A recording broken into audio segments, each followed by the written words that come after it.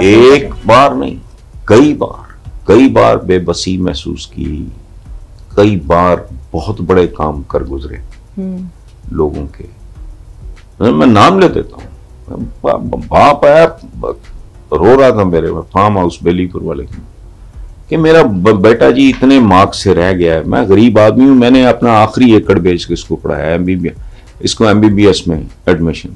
تو اس طرح کے کیسز ہیں. میں نے ملک ریاض صاحب سے بات کی، دیکھو وہ بے شمار اس طرح کے بے شمار کیے بھی کچھ تھے جہاں بندہ نہیں کر سکتا. ایک بار ایک آدمی نے سوسائڈ کی، میں اس وقت مال ٹاؤن میں رہتا تھا. لینئر پارک نہیں ہے جو شریفوں میں گھروں کے باہر پٹی سی چل رہی ہے، اس کے اوپر اس کی ڈیڈ باڈی کمیٹڈ سوسائڈ. تو اس کی جیب سے میرے نام رکا نکلا، پتہ نہیں کیا اس نے رکا نہ ڈیلیور کیا نہ مجھے پوسٹ کیا، یہ سارا. تو اس طرح کے تو میرے ساتھ ہی نہیں، میرا خیال ہے باقی لوگوں کے ساتھ بھی ہوتے ہوں گے. میرے ساتھ ذرا زیادہ ہوتا ہو شاید، لیکن یہ ہے. اور اس میں جہاں تک کچھ ہو سکتا ہے کرتے ہیں، خود کچھ ہو سکتا ہے. بڑا عجیب و غریب واقعہ میں آپ کو بتا دیتا ہوں. ایک بچی ہوئے کا مجھے فون آیا، وہ فون پہ رو رہی تھی. پرانی بات ہے کافی، جب نواز شریف وغیرہ جدہ میں تھی اس زمانے. تو میں نے کہا بیٹا کیا مسئلہ ہے یہ وہ. مجھے عقل نہیں تھی کہ یہ بات کیا کر رہی ہے. تو اس نے مجھے کہا لیور ٹرانسپلانٹ کا. میں نے کہا بیٹا وہ کرنے گے کچھ ہو جائے گا. میرا خیال تھا کوئی 10-20 لاکھ کی بات ہوگی، مجھے پتہ نہیں تھا. تو میں مال ٹاؤن پارک میں نا واک کرتا تھا، رہتا بھی مال ٹاؤن میں. تو کلب میں نا، تو میں نے کہا بیٹا ادھر آ جاؤ، آپ کے پاس ہے کوئی میل فادر بڑا بھائی؟ میں نے کہا ہاں. میں نے کہا بیٹا ان کو لے کے آ جاؤ. تو وہ میں واک سے فارغ ہو کے ادھر چلا گیا، پریزیڈنٹ کے آفس میں بیٹھ گیا. وہ بچی وہ آگے وہ رو کے برا حال فلانا ڈھمکانا. میں نے کہا یار، میں نے دل میں سوچا، پتہ نہیں تھا مجھے لیور ٹرانسپلانٹ کا لمبا چڑھا. پرانی بات، میں ایگزیکٹلی جن دنوں یہ جدہ گئے نا ان کو سال ایک ہوا. میں نے کہا کہ کر رہیں گے یہ وہ. اچھا انہوں نے مجھے بتایا کہ گنگا رام ہاسپٹل یہ دہلی میں بات ہو گئی اور دنیا کا وہ سب سے سستا ہوتا ہے سرجری، اتنے میں ہوگی. تو میں نے کہا یہ تو 45-50 لاکھ کی بات ہو رہی، وہاں پھر رہنا وہنا بھی ہوگا. لیکن اب میں بات تو کر چکا تھا. تو میں نے کہا بیٹا اللہ خیر کرے. اسی وقت ہی میں نے نا اس کو کہا، میں نے کہا اس بچی کی پینٹنگ بھی لگی ہوئی منیچر کی، وہ NCA میں پڑھتی. تو مجھے کہتی ہے، میں نے کہا بیٹا مجھے ایک بات کی اجازت دے دو کہ آپ لوگوں کا ٹیلی فون نمبر اور گھر کا پتہ میں کالم لکھ کے اپیل کروں گا، ٹھیک ہے؟ تو and I commit I'll arrange this money for your mother. Transplant. تو وہ بھائی بھی تھا اس کا، وہ کینیڈا سے آیا ہوا تھا بیچارہ. مڈل کلاس کے لوگ تھے، 10 بنے کا گھر کے جی وہ بھی بیچ دیتے. میں نے کہا خیر چھوڑو اس کو، تو یہ کرو. میں نے کالم لکھا خود. میں نے اپنا جو میرے اپنے کو 2-4 قریبی دوستوں کو بندہ کہہ سکتا نہیں کہ یہ کرنا ہے تو باقی کریں گے. تو میں نے کہا اگر کوئی رسپانس نہیں آتا ڈھنگ کا تو مجھے تو کچھ چاہے بھیجنا کریں گے کچھ. وہ کالم لکھا میں نے. پہلا فون کس کا آیا؟ الحمدللہ سب لوگ زندہ ہیں جو میں واقعہ آپ کو سنا رہا ہوں. ہم بہت برے لوگ نہیں ہیں، ہم بہت اچھے بھی نہیں ہیں، بہت برے بھی نہیں ہیں. پہلا فون آیا ملک ریاض کا. آپ کو کتنی بار کہا اس طرح کالم نہ لکھے مجھے فون کر دیا گا، سننے والی بات. اچھا ہاں، ان دنوں کے ٹیکر پرائم منسٹر تھے. دیکھو ایگزیکٹلی ٹائم یاد آ گیا مجھے. چوہدری شجاعت. میں اسلام آباد گیا کہ پرسنل کام تھا، میں تھوڑا لیٹ تھا ایئرپورٹ، تو آئی واز رننگ بورڈنگ کے چکر. فون میں نے وہ اٹھایا، میں نے بات کی تو سانس چڑھا ہوا تھا. میں نے کہا کہ جی وہ شجاعت صاحب بات کریں گے. میں نے کہا کون شجاعت؟ میں نے کہا شجاعت ہاشمی کے ساتھ میری دوسری ٹی وی والا. ان کے ساتھ اس وقت نہیں تھے، اب میرے بہت تعلقات ہیں، اس وقت نہیں تھے. تو مطلب سلام تو آتی جانتے تھے مجھے. تو مجھے فون کرے، انہوں نے کالم کا حوالہ دیا، بس یہ نیکی میرے نام آپ لکھنے فلانا. میں نے کہا جی ایک بندے نے پہلے نیکی بک کرا لی ہے. تو کہتے کون؟ میں نے کہا جی ملک ریاض. تو چوہدری شجاعت مجھے کہتے ہیں کہ وہ یہ نہ کمجھ بڑا تیز ہے ویسے، ਤੇ ਲੇਕਿਨ ਤੁਸੀਂ ਮੇਰਾ ਤੁਸੀਂ ਨੰਬਰ ਐਕਸਕਲੂਸਿਵ ਜਿਹੜਾ ਹੈ ਬਿਲਕੁਲ ਪ੍ਰਾਈਵੇਟ ਨੰਬਰ ਮੇਰਾ ਉਹ ਤੇ ਮੈਂ ਉਹਨੂੰ ਕਿਹਾ ਮੈਂ ਜੀ ਐਕਚੁਅਲੀ ਮੈਂ ਨੰਬਰ ਸ਼ੰਬਰ ਲੈ ਸਕਦਾ, ਤੁਸੀਂ ਮੈਨੂੰ ਕਾਲ ਕਰਕੇ ਦੱਸ ਦੇਣਾ। ਤੇ ਮੈਂ 에ਅਰਪੋਰਟ ਤੇ ਕਿ ਉਹ ਮੈਨੂੰ ਪਤਾ ਲੱਗ ਗਿਆ ਕਿ ਤੁਸੀਂ ਆਏ ਹੋ, ਅਸੀਂ ਘਰ ਫੋਨ ਕੀਤਾ ਸੀ। ਬਾਤ ਸਮਝ ਗਏ? फाइनली ये सब तैयार थे।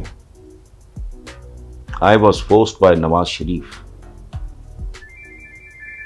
पैसे ले घर मांगे फलाना। मैंने कहा ना, ये बच्चों का एड्रेस है, ये पता है, जाओ बराह रास्त उनसे मांगा दो।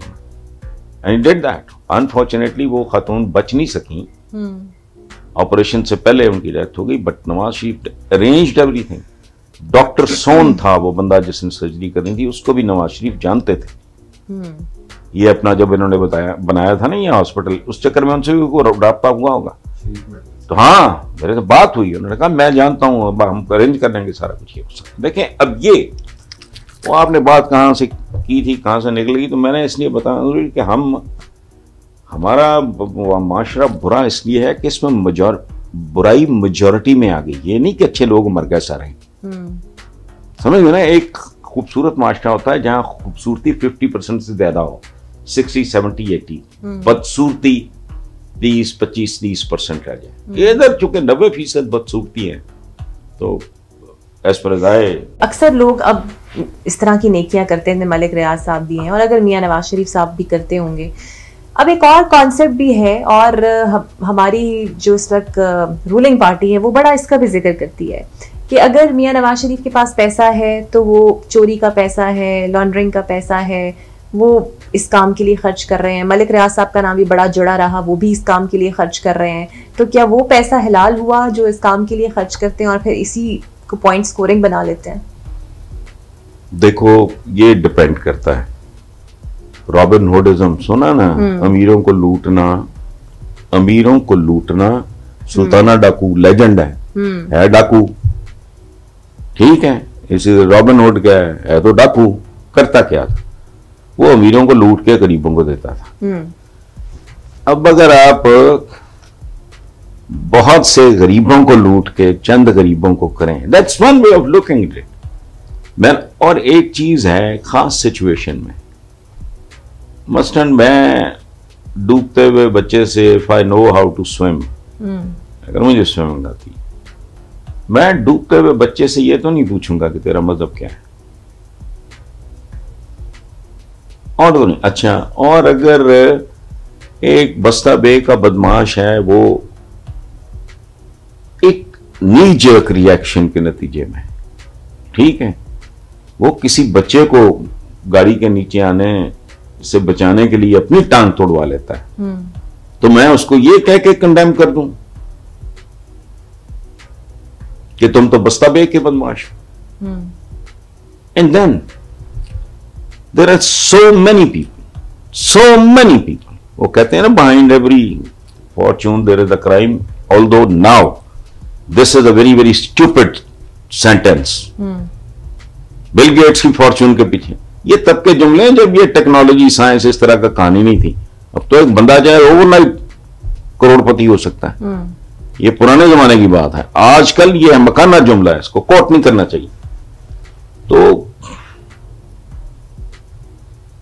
ये जेब कुतरे भी हों अगर, और वो भी अगर अपना शेयर करते हो, जेनरसली करते हो, अगर हो, मैं अगर की बात कर रहा हूं, आप जो लॉजिक आपने दिया है उस पर क्या है, ठीक है। ऐसे परहेजगार करोड़पति पे लानत है जो किसी के काम ना आ रहा हो। सो ये बड़ी अजीबो गरीब तरह की सिचुएशन है। मुझे बताओ, रात खूबसूरत होती है, दिन खूबसूरत होता? बताओ मुझे, आप बताओ। रात तो हमारा तो फलसफा हम जैसे लोगों का कुछ और है कि रात सोने के लिए नहीं होती, किसी और काम के लिए होती है। रात बहुत खूबसूरत चीज है, ठीक है। दिन का एक अपना हुस्न जमाल है। समुंदर डूबा हुआ होता है कि तैर रहा होता है? समंदर हजारों मीटर, किलो में हजारों, सैकड़ों, पता नहीं कितना, नेट पे जाके ढूंढना, मुझे नहीं पता, मैं तो फिलोसॉफिकली एक बात कर रहा हूं। वो डूबा हुआ होता है भाई। ये जितने सुनामी और ये मद्दोजदर और जवार भाटे, ये तो उसकी तय पे होते हैं। 1 किलोमीटर वो नीचे तक होते होंगे, बाकी नीचे क्या, और वो बजाते खुद डूबा हुआ है, अपने अंदर डूबा हुआ। सो इट्स वेरी डिफिकल्ट, ये कॉम्प्लिकेटेड सी चीज है। और मैं समझता हूं कि कारोबारी अगर ये इस तरह की हरकत करे, चूंकि ये मुल्क जो है ना, ये खड़ा ही चोरी पे है, ये मुल्क खड़ा 2 नंबरी पे है, और 2 नंबरी ईजाद की है रियासत ने। इस्लामी जमहूरिया Pakistan as a state is to be blamed for all the corruption in this country. आप मुझे बताओ, एक SHO के इख्तियारात देखो आप, उसका आप वो हल्का देखो, जो भी उसकी वो जो भी उसे कहते हैं, उसके इख्तियारात देखो और उसकी तनख्वाह देखो, मुझे बताओ अगर वो जिंदा है तो वो करप्ट है। 1 in a million होगा ना जी, जिसका बाप उसको सपोर्ट कर रहा होगा या कोई ससुर कर रहा होगा, और वो भी मेरी अकल नहीं मानती, कोई ढंग का खानदान का बच्चा जाके वो SHO तो नहीं, या पुलिस में इन रैंक्स पे तो नहीं जाता, लेकिन चलो चला गया। अब उसकी तनख्वाह क्या है? अब उसके 3 बच्चे हैं, मियां बीवी 5 हो गए, मां बाप में से 1 बुजुर्ग जिंदा है जो अक्सर बीमार रहता है। मुझे कोई समझाए, ये पागल है, ये जुनूनी है।